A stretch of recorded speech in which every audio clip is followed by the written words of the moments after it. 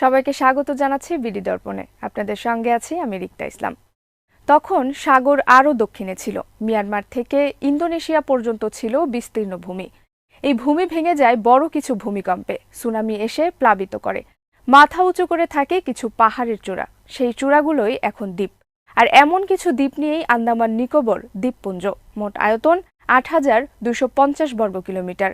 ওই পুঞ্জে আছে ৫৭২টি দ্বীপ। কিছু দ্বীপে মানুষ থাকে, আবার কিছু দ্বীপ জনমানবহীন। তবে সবগুলো দ্বীপেই আছে পাহাড়ি ভূমির চিহ্ন। একটি দ্বীপের নাম ব্যারন, ওখানে ঘুমিয়ে আছে আগ্নেয়গিরি। ১৯৯১ সালে জেগে উঠেছিল ওটা। এর আগে ঘুম ভেঙেছিল ১৮০৩ সালে।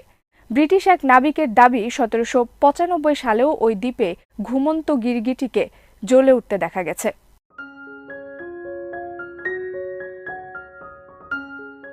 বঙ্গোপসাগর ও আন্দামান সাগরের সীমান্তে এই আন্দামান নিকোবর দ্বীপপুঞ্জ।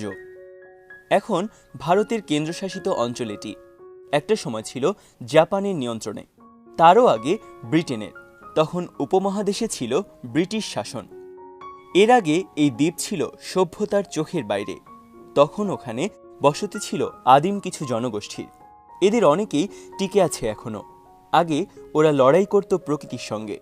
এখন টিকে থাকার লড়াইয়ে প্রধান প্রতিপক্ষ সভ্য পৃথিবী।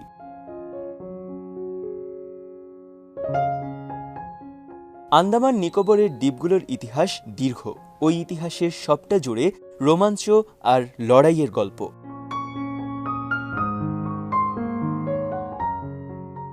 গল্পগুলো থরে থরে সাজানো আছে ওখানকার একটি জাদুঘরে।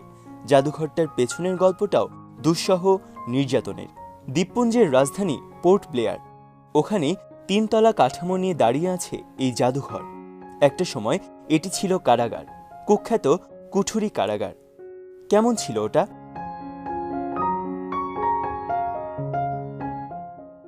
জানতে হলে ঘুরে আসতে হবে এখনকার এই জাদুঘরের ভেতর থেকেই।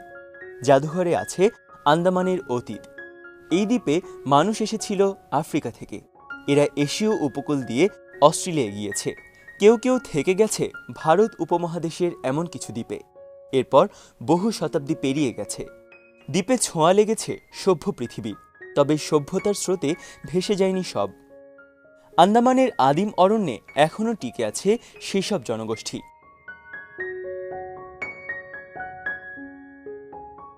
আন্দামান দ্বীপপুঞ্জে মূলত 4টি আফ্রিকার উপজাতি গোত্র বাস করে: গ্রেট আন্দামানিজ, অনেজ, জারোয়া এবং সেন্টিনেলিজ। নিকোবর দ্বীপপুঞ্জে বাস করে 2টি মঙ্গোলয়েড গোত্র, শোম্পেন এবং নিকোবরিজ।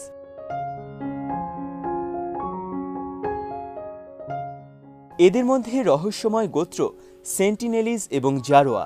ব্রিটিশ সময় থেকে এদের সঙ্গে যোগাযোগের চেষ্টা করা হলেও ব্যর্থ হতে হয়েছে। ভারত সরকারও বহুবার সেন্টিনেলিজদের সঙ্গে যোগাযোগ করতে ব্যর্থ হয়। সেন্টিনেলিজরা আপোষহীন।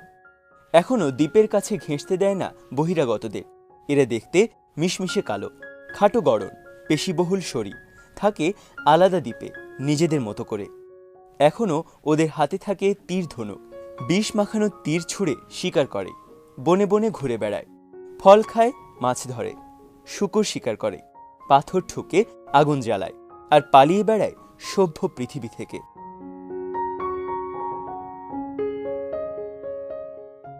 বেশ কিছু বছর আগেও বাইরের জগতের সঙ্গে পরিচয় ছিল না জারোয়ারদের। আন্দামান নিকোবর পর্যটকদের জন্য খুলে দেওয়ার পর এরা কৌতূহলী হতে থাকে। দূর থেকে পর্যবেক্ষণ করতে থাকে পাশের দ্বীপগুলোতে সভ্য মানুষের আনাগোনা। তবে তখনও কেউ তাদের কাছে ভিড়তে পারত না। নৌকা নিয়ে ওদের ভূমিতে যেতে চাইলে বিষ মাখানো তীর ছুঁড়ে হত্যা করত জারোয়ারা।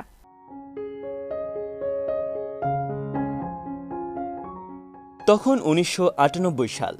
আন্দামানে শুরু হয় জঙ্গল সাফারি। আধুনিক নিরাপত্তা নিয়ে দলে দলে পর্যটক ঢুকতে থাকে জঙ্গলে। হুমকির মুখে পড়ে জারোয়ারা। জারোয়া নারী পুরুষদেরকে খাবারের লোভ দেখাতে থাকে পর্যটকরা। ধীরে ধীরে ভয় কাটতে শুরু করে, মিশতে থাকে বাইরের দুনিয়ার সঙ্গে। সেই সুযোগটাই নেয় কিছু পর্যটক। এরা জারোয়া নারীদের ব্যবহার করতে থাকে অনৈতিক কাজে। ট্যুর অপারেটর কোম্পানিগুলো আয়োজন করতে থাকে জারোয়া জলসার। এসব জলসায় জারোয়া নারীদের উলঙ্গ নাচ দেখানো হতো।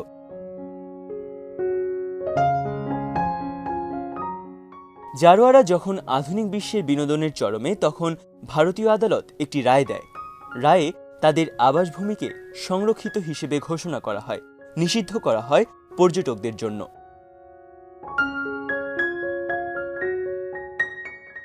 এরপর থেকে জারোয়াদের দিন ঘুরতে থাকে। এদের জন্য পৃথিবীব্যাপী তৈরি হয় সহানুভূতি। জারোয়ারা যেন নিজেদের ভূমিতে নিজেদের মতো করে থাকতে পারে, সেজন্য চলতে থাকে সচেতনতামূলক প্রচার। স্থানীয় প্রশাসনকেও এই ব্যাপারে সজাগ করা হয়।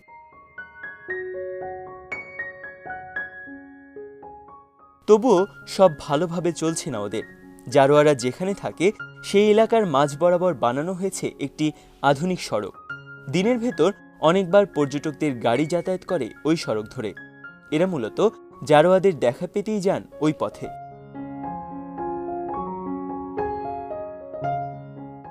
একটা সময় এইসব দ্বীপ ছিল আদিম গোত্রগুলোর। গোত্রের সঙ্গে গোত্রের বিবাদ হতো, তবে সবাই থাকতো প্রকৃতিকে সঙ্গে নিয়ে। বাইরের দুনিয়ার কাছে দ্বীপগুলো ছিল বিপদসংকুল, দুর্গম।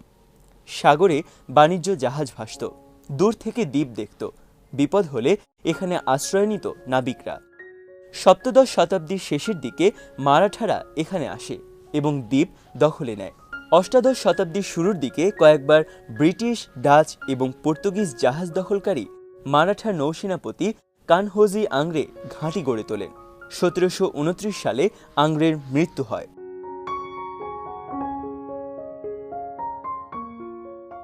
দ্বীপপুঞ্জের দিকে চোখ পড়ে ব্রিটিশদের। তখন ভারত উপমহাদেশে ইস্ট ইন্ডিয়া কোম্পানির দাপট, সাগরে ভাসত তাদের বাণিজ্য জাহাজ। ইউরোপের কিছু দেশের জাহাজও দেখা যেত। পূব দিক থেকে ভারতে ঢুকতে হলে আন্দামান ছিল জাহাজগুলোর মূল দরজা। সে কারণেই ব্রিটিশদের কাছে গুরুত্বপূর্ণ হয়ে ওঠে এই দ্বীপ।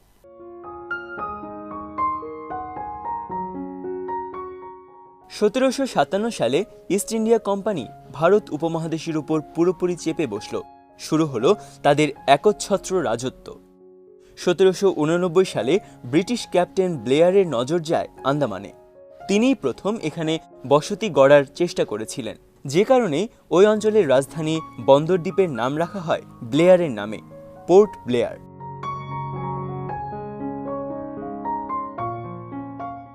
ব্রিটিশ বিরোধী আন্দোলনে যারা বন্দী ছিলেন তাদের মধ্যে থেকে 300 কয়েদিকে নিয়ে যান ওই দ্বীপে।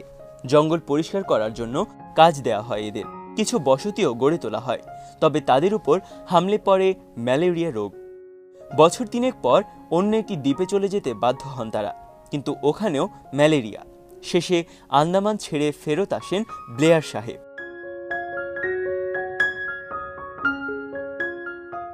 কেটে যায় আরও অনেক বছর। 1857 সালে ব্রিটিশ শাসনের বিরুদ্ধে উপমহাদেশে শুরু হয় সিপাহী বিপ্লব। মেরে ফেলা হয় অনেক বিপ্লবীকে, বন্দী করা হয় অসংখ্য সাধারণ মানুষ ও সিপাহীদের।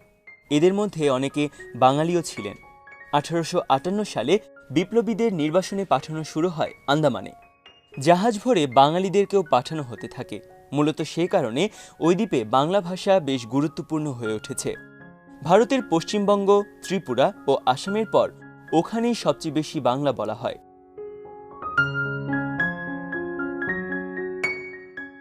বিদ্রোহীদের যখন থেকে আন্দামানে নির্বাসন দেওয়া শুরু হলো, তখনও দ্বীপগুলো দুর্গম রয়ে গেছে। ঘন জঙ্গলের ভেতর ছেড়ে দেয়া হয় নির্বাসিতদের। প্রকৃতি এবং রোগের সঙ্গে লড়াই করে যারা বেঁচে থাকত, তারা মাথার উপর কোনো রকম ছাউনি তৈরি করে নিত।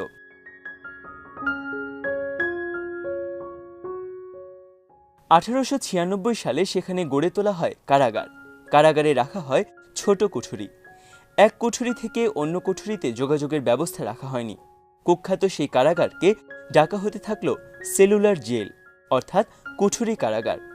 ভীতিকর এই কারাগারে পাঠানোর শাস্তিকে ডাকা হতো কালাপানি পার। সাগরের কালো পানি পার হয়ে যাদের এই দ্বীপে পাঠানো হতো, তারা আর ফিরে আসতো না। কালাপানি পেরিয়ে ওই দ্বীপ থেকে পালানোর কথাও ভাবতে পারত না তারা। দিনে কঠোর শ্রম এবং রাতে অন্ধকার কুঠুরিতে থাকতে হতো তাদের। এখানে ধুঁকে ধুঁকে মৃত্যু হয়েছে ব্রিটিশ বিরোধী অনেক স্বাধীনতাকামীর।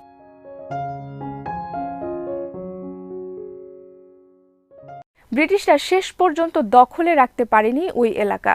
1942 সালে জাপানি সেনারা দখল করে নেয় আন্দামান ও নিকোবর। 1945 সালের বিশ্বযুদ্ধ পর্যন্ত এরাই ছিল দ্বীপগুলোর মালিক। দ্বিতীয় বিশ্বযুদ্ধে পরাজিত হয় জাপান। ব্রিটিশরা ভারত ছেড়ে চলে যায়।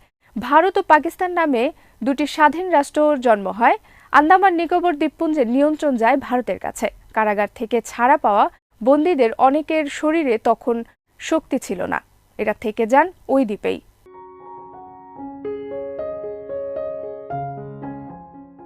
বন্দীদের দিয়ে শুরু করা হয় নিরাপদ বসতি, আর বিকাশ ঘটতে থাকে পর্যটনে।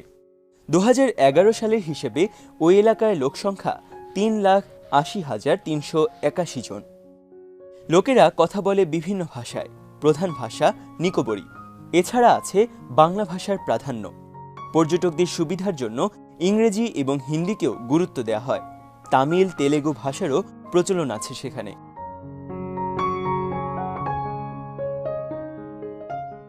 বন আর সাগরের টানে পর্যটকরা ছুটে যান আন্দামানে। তাদের জন্য কুখ্যাত সেই কারাগারটিকে বানানো হয়েছে জাদুঘর। জাদুঘরের ওপর টাওয়ারের মতো করে আরও 2টো তলা বাড়ানো হয়েছে। কাঠের সিঁড়ি বেয়ে উঠতে হয় ওই টাওয়ারে। ওখান থেকে দেখা যায় পুরো বন্দর, আর বন্দর ঘিরে সাগরের কালো পানি।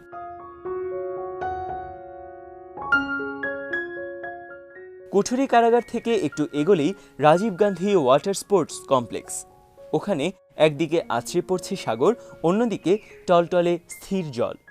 ওখানে সন্ধ্যা নামে সাগর আর আকাশকে সঙ্গে নিয়ে।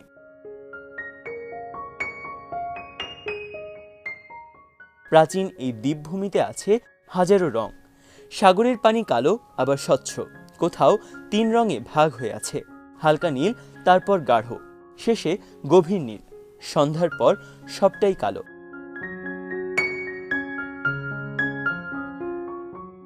দ্বীপগুলো পাথুরে, পাথরের ওপর সবুজ, আছে নারিকেল ও পাম গাছ।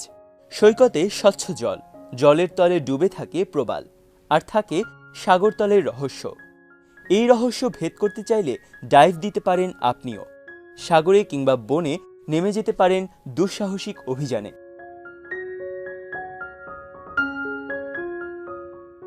তবে সব জায়গায় দুঃসাহস নয়। মনে রাখতে হবে, দ্বীপটি পর্যটকদের জন্য খুলে দেয়া হলেও ভূ রাজনীতিতে এর গুরুত্ব আলাদা। অতীতে যেমন বিভিন্ন দেশের নজর ছিল এর ওপর, এখনও আছে। সে কারণে ভারত ওখানে তৈরি করেছে সামরিক ঘাঁটি। আন্দামান ও নিকোবর দ্বীপ নিয়ে গড়ে তোলা হয়েছে আন্দামান অ্যান্ড নিকোবর কমান্ড। ওখান থেকে নজর রাখছে মালাক্কা প্রণালীতে টহলে থাকা চীনের সাবমেরিনগুলোর ওপর।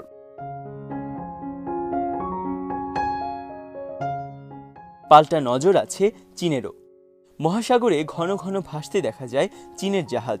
আন্দামান ও নিকোবর হয়ে উঠেছে চীন ভারতের নতুন রণাঙ্গন।